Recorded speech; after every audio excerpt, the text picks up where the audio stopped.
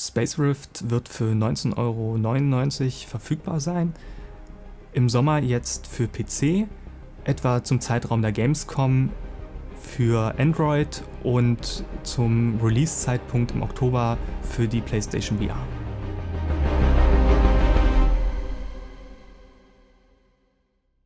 Space Rift versuchen wir auf möglichst viele Plattformen zu bringen. Also im Moment unterstützt es die Oculus Rift und die HTC Vive.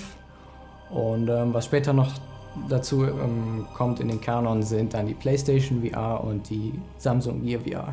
Es wird halt im Prinzip auf allen VR-Headsets spielbar sein. Der Fokus unseres Designs liegt auf dem VR-Element, sodass man eine Brille aufsetzt und dann zum Beispiel in die Richtung schießt, in die man guckt und nicht in die Richtung, wo das Schiff hinzeigt. Aber das Spiel wird auch spielbar werden, ohne dass man eine Brille besitzt.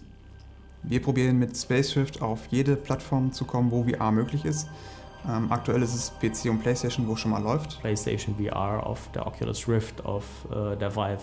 Wir wollen auch eine Gear VR-Version machen, die das Erlebnis widerspiegelt, sage ich mal, von Space Rift, aber in einer für die Gear VR optimierten Version da liegt. Wir experimentieren noch mit Mobile, inwiefern wir es auf der Gear VR und auf Google Daydream zum Laufen bekommen. Also wir arbeiten an Space Rift wirklich als für VR optimierten Titel und deswegen wollen wir auch die ganzen Steuerungsmöglichkeiten anbieten, die der Spieler normalerweise bei VR erwarten würde. Und alle drei Plattformen, also HTC Vive, Oculus Rift und PlayStation VR, haben alle drei Handcontroller. Und wir arbeiten daran, alle drei Handcontroller ins Spiel zu integrieren. Um halt die Dinge in seinem Cockpit zu steuern, wie zum Beispiel den Schubregler oder den Joystick oder die einzelnen Bildschirme, die man bedienen kann, dass man die wirklich auch mit seinen Händen ansteuern kann und dass man so auch das Erlebnis intensiviert, das man da im Raumschiff hat. Aber man wird es auch klassisch, sage ich mal, mit einem Gamepad spielen können, wenn man halt diese Touch-Controller nicht benutzen will oder auch nicht hat. Oder auch mit Tastatur und Maus, wenn man ganz klassisch spielen will. Ja, wir versuchen das Gameplay anzupassen darauf, dass man keine Brille besitzt. Also sowas wie zum Beispiel, dass man Asteroiden scannt oder auf Gegner schießt, indem man in eine bestimmte Richtung guckt. Das ist natürlich nicht so leicht umzusetzen in einer Non-VR-Situation, weil dann müsste man mit einem zweiten Stick, mit einem Gamepad zum Beispiel, die Kamera bewegen. Und für solche Spieler ist es einfacher, wenn einfach die Mitte der Schiffsausrichtung genommen wird, anstatt dass man sich extra noch einen Blickwinkel aussuchen muss. Größtenteils wird sich das ähnlich verhalten bei den unterschiedlichen VR-Plattformen, den Hauptplattformen wie PlayStation VR und Oculus Rift und der Vive. Man hat überall eine Seated Experience, man hat ein Headset quasi, mit dem man das Head-Tracking hat und man hat gegebenenfalls noch die Touch-Controller, mit denen man interagieren kann. Wir haben auch eine relativ simple Steuerung, die man auf allen Touch-Controllern abbilden kann. Die Gear VR-Version wird sich dahingehend unterscheiden, dass wir ein auf Mobile angepasstes Erlebnis da machen wollen. Im Hinblick darauf, dass man die Gear VR zum Beispiel nach 20 Minuten auch wieder absetzen sollte, sonst überhitzt die. Deswegen wollen wir da eher so ein Arcade-Erlebnis draus machen, was man halt zwischendurch mal spielen kann, was eher Highscore-basiert sein wird, wo man aber auch die Sachen sieht, die man aus Space Rift noch erkennt, aus der Desktop-Version. Ich finde, dass Space Rift für ein sehr breites Publikum gedacht ist, weil es sehr viele verschiedene Elemente vereint. Also sowohl eine spannende Story als eben auch diese Immersion des im Weltraum herumfliegens.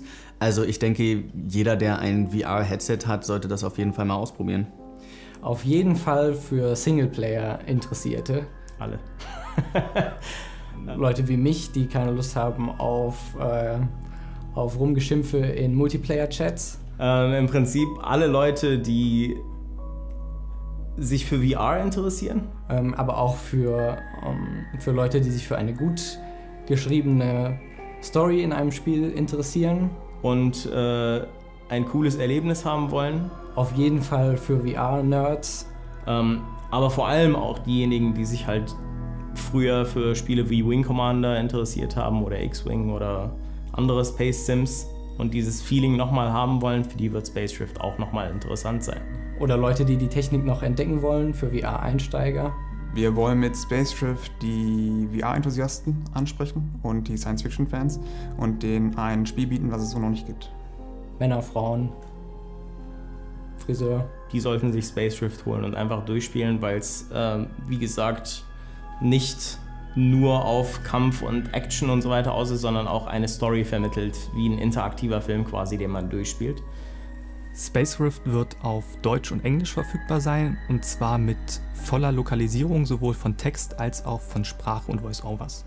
Weiterhin sind Russisch, Französisch, Italienisch, Spanisch, aber auch Chinesisch als weitere Sprachversion denkbar.